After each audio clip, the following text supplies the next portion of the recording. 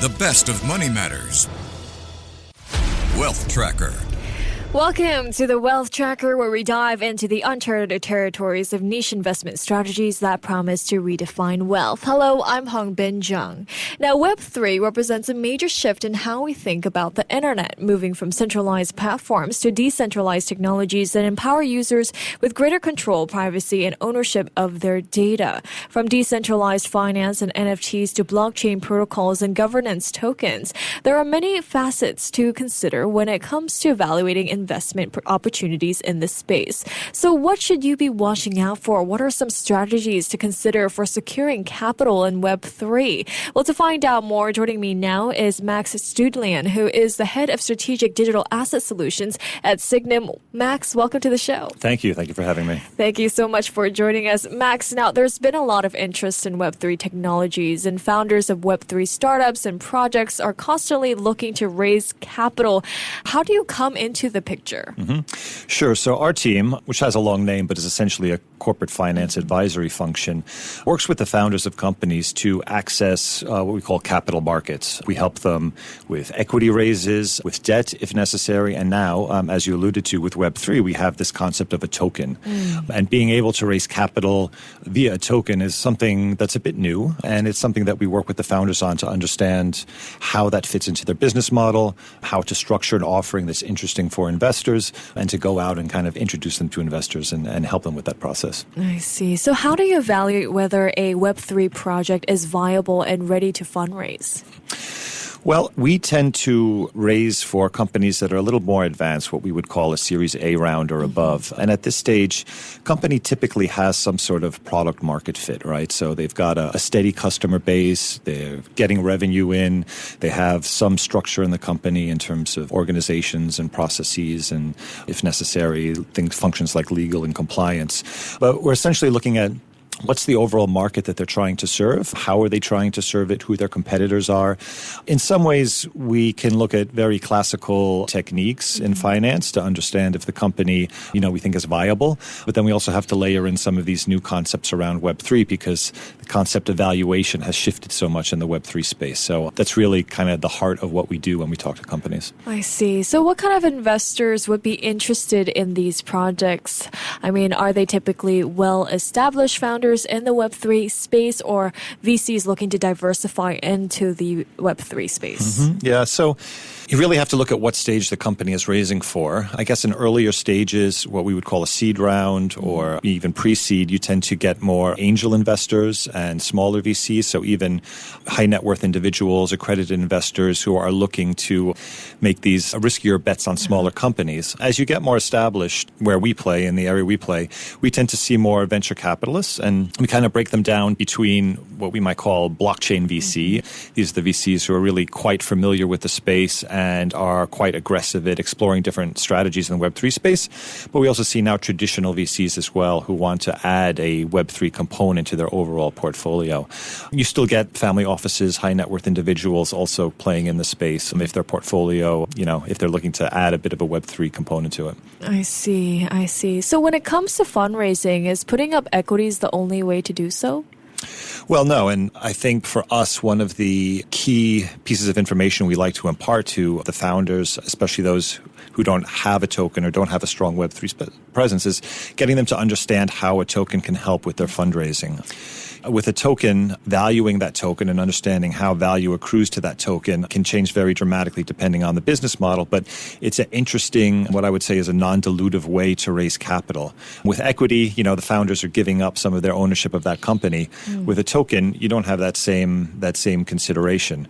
So understanding how you can use both equity and tokens together to fundraise more effectively is one of the services we offer. You mentioned some of the differences in putting up equities versus, putting up tokens there. But what are the pros and cons then to putting up equities versus tokens? Well, thinking about it from the investor audience, equity is certainly a more established and traditional way of raising funds, and therefore you're probably going to access a broader pool of investors, right, who are familiar with investing in that way. There are I would say, more traditional VCs who are not that familiar with investing in tokens, and you're kind of limiting yourself by going down maybe a token-only route. At the same time, on the token side, as I already said, it's non-dilutive, but you're looking at an investor base that's familiar with understanding how to hold the token, how to value it. In an ideal world, what we see, and we've seen this in the market quite a bit, is what we call sort of an equity plus token warrant, where you kind of try to get the best of both worlds. So you're giving that regular equity piece to the VCs who are interested, but then they get this upside sort of kicker, if you will, on a token, which might ultimately end up being more valuable than the equity, depending on the business model. I see. Okay, so Max, let's say I were a Web3 startup founder. What are the factors, I should take into consideration when approaching you to talk about fundraising? How do I prepare my company to embark on this fundraising journey? Yeah, I mean, that's another one of the services we provide, because in the early stages of a company, the founders are typically very just focused on building the product, right? And just getting out into market and understanding if they've really matched their product to some need in the marketplace. And so there are things that investors are looking for that the founders might not just think of. And so it's about helping the founder really develop their business model and their business plan so that you can prove traction you've gotten so far and how you plan on extending that traction. It's about providing the right information to the investor so they can do their due diligence, understanding what's the structure, what are the terms of the deal, who are the founders, what's their background. Because really the investors are looking for both who the team is, because they're putting their trust in the team to execute on the vision, and also more information on what that vision is. So there's a pretty comprehensive set of information that investors would like to see before making these kinds of investments. And one of the things we like to do is just help the founder get to that point, kind of have to tear them away from that building and marketing mindset into more of what is an investor really looking for. You mentioned some of the things that investors are looking for there, but is there something, a key point that a company or a startup founder should mention to investors that may or not pique, an investor's interest? I mean, what are investors looking for these days with so many startups coming about? Yeah, I mean, ultimately, the ideas for a Web3 company, the pitch is not that dissimilar from other companies. It's really, what need are you trying to solve? What is the need in the market that your product or service is filling? And then why do you do it better than all of the competitors, right? So that's one thing, understanding how you fit into the market. And then also, really, what is the size of the opportunity? How big could that market really be?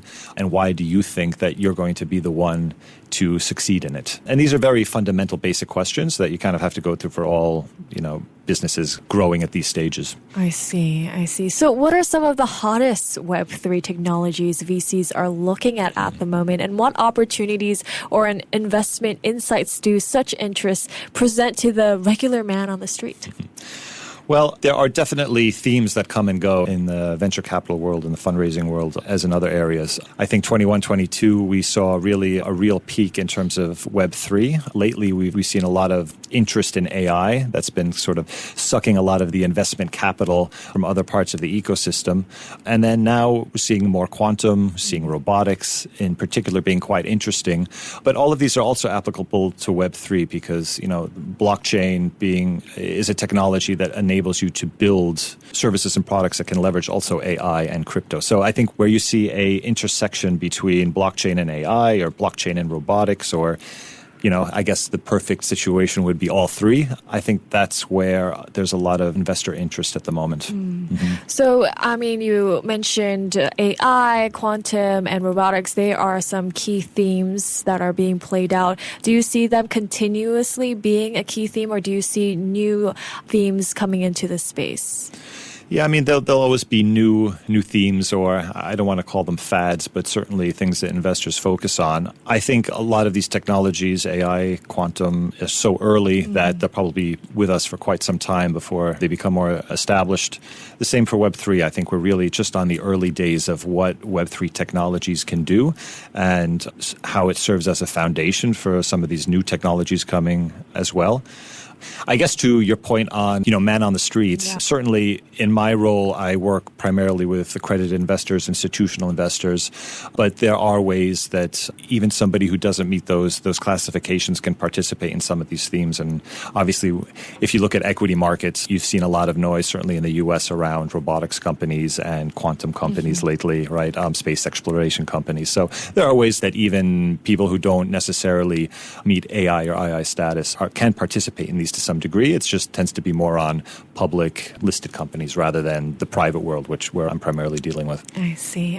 Well, thank you so much, Max, for your time and your insights today. Yeah, I hope it was helpful. Thanks. That was Max Stuedlein, who is the head of strategic digital asset solutions at Sygnum. This has been the Wealth Tracker with me, Hongbin Jeong. Before acting on the information on Money FM, please consider if it's suitable for your own investment objectives, financial situation, and risk tolerance. To listen to more great interviews, download our podcasts at audio.sg or download the audio app. That's AWEDIO, audio at the App Store and Google Play.